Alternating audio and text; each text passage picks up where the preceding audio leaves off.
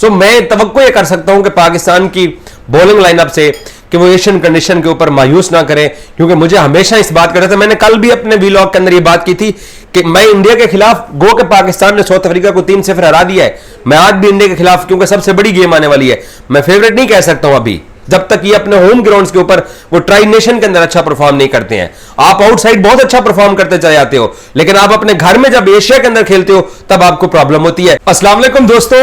आज से 6 महीने पहले या आज से 3 महीने पहले या आज से 2 महीने पहले अगर हम पाकिस्तानी, चलो बाहर के लोगों की बात तो छोड़ दें, अगर हम पाकिस्तानियों से भी ये कोई पूछता कि क्या आपकी ये क्रिकेट टीम ऑस्ट्रेलिया को वनडे सीरीज हरा सकती है,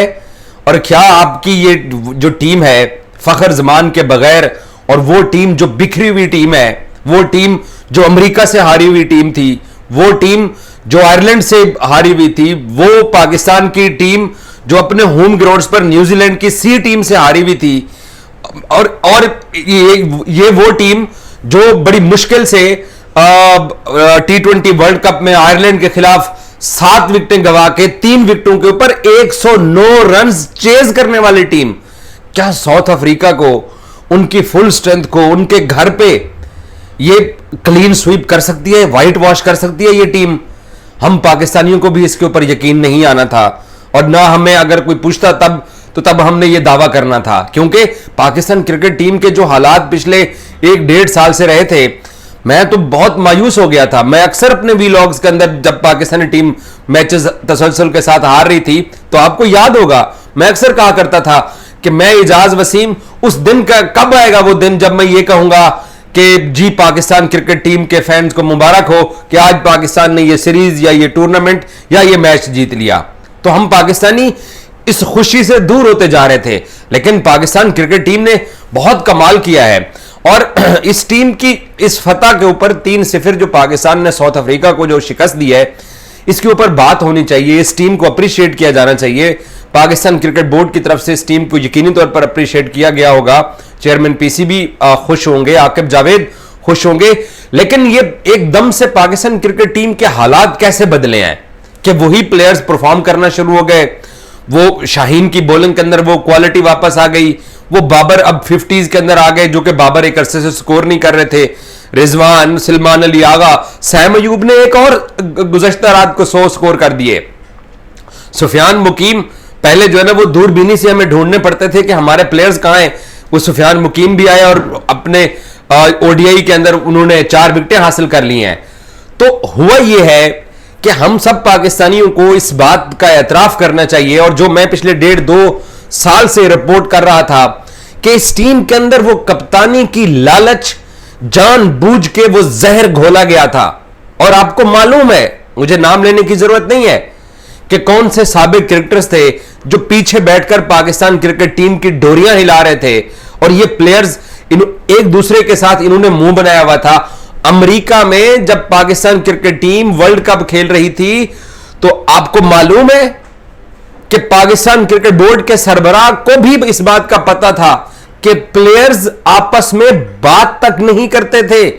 बस किसी ने विकेट ले लिया या किसी ने रन आउट कर दिया तो जाके हाई फाई कर दिया, या ओवर के दौरान एक दूसरे के साथ बैठ के बात कर ली, लेकिन ना ये कभी बाहर निकल के एक दूसरे के साथ रेस्टोरेंट्स पे खाना खाने जाते थे, ना ये लॉबी में बैठते थे, ना ये वॉक करते थे एक साथ,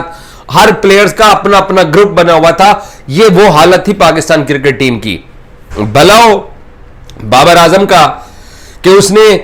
स्टेप डाउन ही कर दिया, क्योंकि जब बाबर को वापस कप्तानी मिली, मोहसिन नकवी वापस इक्तदार में आए पाकिस्तान क्रिकेट बोर्ड के, तो बाबर को जब दोबारा पाकिस्तान टीम की कप्तानी दी गई, उससे फिर जो तमाशे थे वो बहुत ज्यादा बढ़ गए, बहुत ज्यादा लोग जो है ना वो नाराज भी थे। सो उससे क्या हुआ कि वो बाबर को गिराने के लिए पाकिस्तान क्रिकेट टीम को गिराया गया। और ये बात आप क्योंकि क्रिकेट फैन हैं, आप लोग टीवी पे मैचेस देखते हैं, हम लोग तो इनको जानते हैं, मिलते हैं, जर्नलिस्ट हैं, ट्रैवल करते हैं, इनकी एक एक बात का पता होता है। मैं आपको तस्दीक के साथ कह रहा हूं कि अमेरिका में इस हद तक इस टीम के हालात खराब थे कि एक दूसरों के कमरे में नहीं जाते थे, बात नहीं करते थे, इतनी नफरतें थी कि बाबर को दोबारा कप्तानी क्यों मिली है। तो शुक्र है कि रिजवान कप्तान बने और रिजवान ने आके इस टीम को दोबारा से यकजा किया और पाकिस्तान क्रिकेट बोर्ड ने भी एक तरह से शट अप कॉल दी। मैंने आपको याद होगा कि एक और प्रोग्राम में बोला था कि पाकिस्तान क्रिकेट बोर्ड ने वार्निंग जारी की कि आपको ऑस्ट्रेलिया के जो टेस्ट सीरीज के लिए, ऑस्ट्रेलिया टूर के लिए जो भेज रहे हैं, वो आपको एक वार्निंग के तौर के ऊपर भेज रहे हैं, आपको दोबारा से सिलेक्ट किया जा रहा है। सो पाकिस्तान क्रिकेट बोर्ड ने इस टीम के अंदर वो जो कप्तानी की लालचें थी, उन लालचों को खत्म करने के लिए कप्तानी बदली, रिजवान आए कप्तान, और रिजवान ने फिर जब कप्तानी संभाली है तो ऑटोमेटिक ये टीम दोबारा परफॉर्म करना शुरू हो गई है। इस टीम के अंदर मसला ही एक कप्तानी का मुझे लगता है बाबर आजम का था। अब आप नसीम शाह की बॉलिंग की क्वालिटी देख लें, हारिस रऊफ जो है वो कभी इस टीम पे बोझ होते थे, कल उनको रेस्ट करा के हसनैन को चांस दिया गया क्योंकि वो टीम के लिए मैच विनिंग बॉलर का इस वक्त रुतबा इख्तियार कर चुके हैं। साइम अयूब जो 25-26 मैचेस के अंदर स्कोर नहीं करता था, जिसके बारे में मेरे जैसे जर्नलिस्ट कहते थे कि हम जेबरा को जबरदस्ती घोड़ा बनाकर रेस जीतने की कोशिश कर रहे हैं, साइम की 2 सेंचुरियां निकल आई। Shaheen Afridi match winning bowling करवा रहे हैं। सुफियान मुकीम, रिजवान का स्कोर है। आगा ने एक मैच मैसी किया, कल आगा ने रात को बड़ी अच्छी बैटिंग की। हेनरिक क्लासन ने पाकिस्तान क्रिकेट टीम से दोनों आखिरी वनडे मैच छीनने की कोशिश की, लेकिन जब आप एक यकजा टीम बन के खेलते हो, जब आप ईमानदारी के साथ खेलते हो, तो फिर रिजल्ट अभी आपके हक में जाता है। चाहे कोई टीम अपने घर में खेल रही हो, अपनी फुल स्ट्रेंथ के साथ खेल रही हो, रबादा हो, मार्को यानसन हो, टेम्बा साहब जो उनके कप्तान है वो हो, जो भी हो, आपने साउथ अफ्रीका को पकड़ लिया मिलर और हेनरिक क्लासन के होते हुए। सो ये पाकिस्तान क्रिकेट टीम ने बिफोर चैंपियंस ट्रॉफी जो ये वनडे क्रिकेट के अंदर मोमेंटम पकड़ा है, ये पाकिस्तान क्रिकेट टीम को आगे जाके फायदा पहुंचाएगा। और ये बाय द वे आज सुबह हमारे एक दोस्त हैं वहीद साहब, उनसे मेरी बात हो रही थी, कहते हैं यार ये बड़ा अच्छा खेलते हैं ओडीआई के अंदर। मैंने कहा ओडीआई में इसलिए अच्छा खेलते हैं क्योंकि ओडीआई में गेंदें ज्यादा होती हैं, तो थोड़ा जरा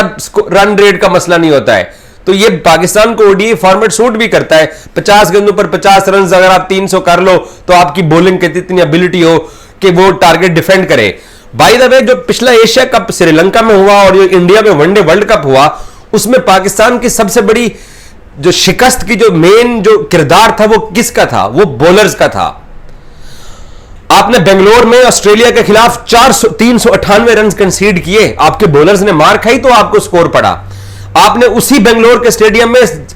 न्यूजीलैंड के खिलाफ 405 रन पाकिस्तान ने कंसीड किए और आप फिर वर्ल्ड कप में वापस नहीं आ सके। चेन्नई के अंदर साउथ अफ्रीका और अफगानिस्तान के खिलाफ 2 वनडे मैचेस जो पाकिस्तान खेला, उसमें आपके बॉलर्स 280 रन डिफेंड नहीं कर सके थे।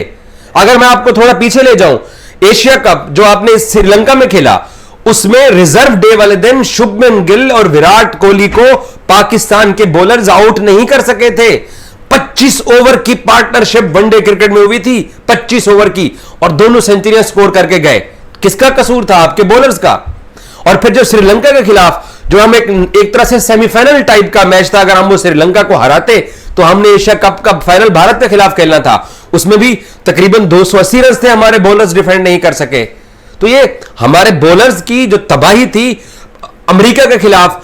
जो T20 वर्ल्ड कप का मैच था, वो किसका कसूर था? आपके बॉलर्स आखिरी 3 ओवर में के अंदर भी मैच को सेव नहीं कर सके और सुपर ओवर भी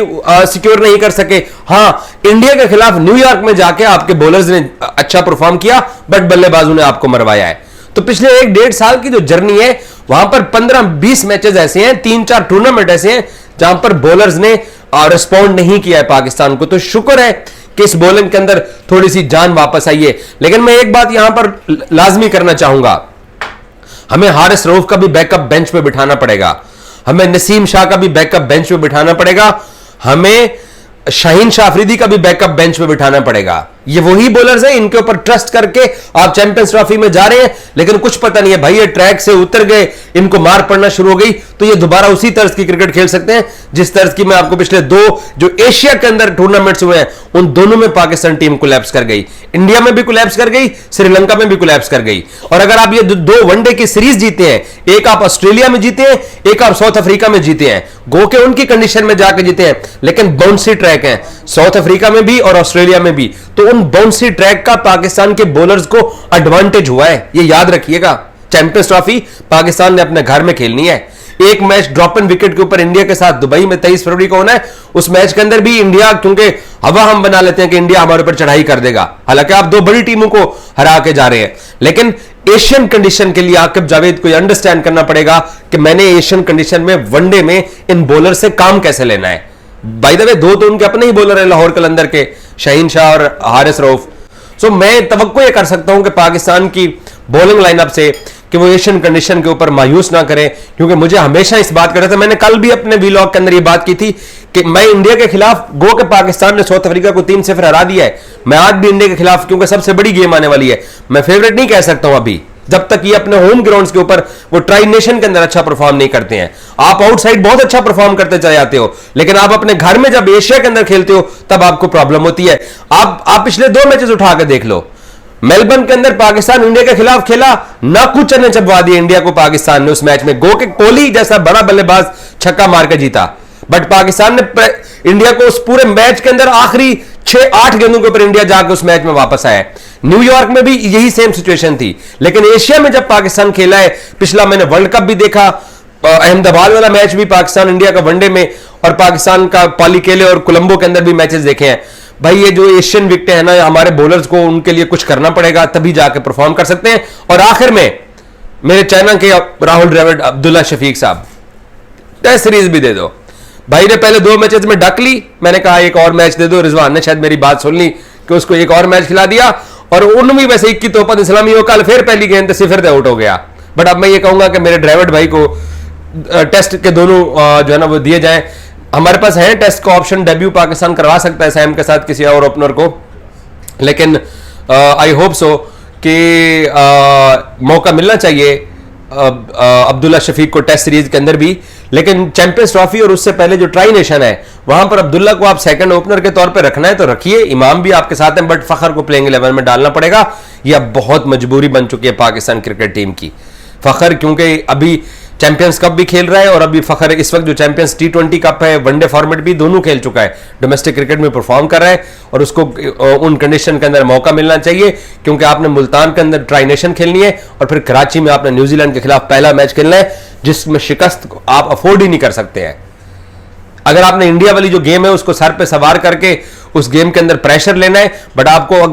2 मैचेस जीतने पड़ेंगे, बांग्लादेश का और न्यूजीलैंड का, और हम बिल्कुल अफोर्ड नहीं कर सकते हैं। और बाय द वे इस टीम का पता कोई नहीं है, ये हेनरिक क्लासन और टेम्बा भाई की टीम को इन्होंने जिस तरीके से 3-0 मार दिया ना, ये इंडिया को भी मार सकते हैं। एडवांटेज ये होगा क्योंकि दुबई का विकेट ड्रॉप इन विकेट है, अहमदाबाद और जो कोलंबो में पाकिस्तान 2 वनडे इंडिया से मैचेस पिछले 2023 में पिछले साल हारा है, वो पाकिस्तान क्योंकि वहां पर नेचुरल विकेट से, और उन विकेटों के ऊपर एशियन आपको पता है डेड विकेटें होती हैं, बॉलर्स जान मारता रहे, कुछ भी नहीं निकलता, या तो फिर शोएब अख्तर जैसा बॉलर हो जो जबरदस्ती आउट करे, तो हारिस के अंदर वो एबिलिटी है। बट देखते हैं कि ड्रॉप इन विकेट दुबई के उसको कैसे सपोर्ट करती है, लेकिन उससे पहले आपको अपनी होम सीरीज के अंदर परफॉर्म करना पड़ेगा, क्योंकि आप दोनों सीरीजें आउटसाइड एशिया जीत के आ रहे हैं। Thank you so much.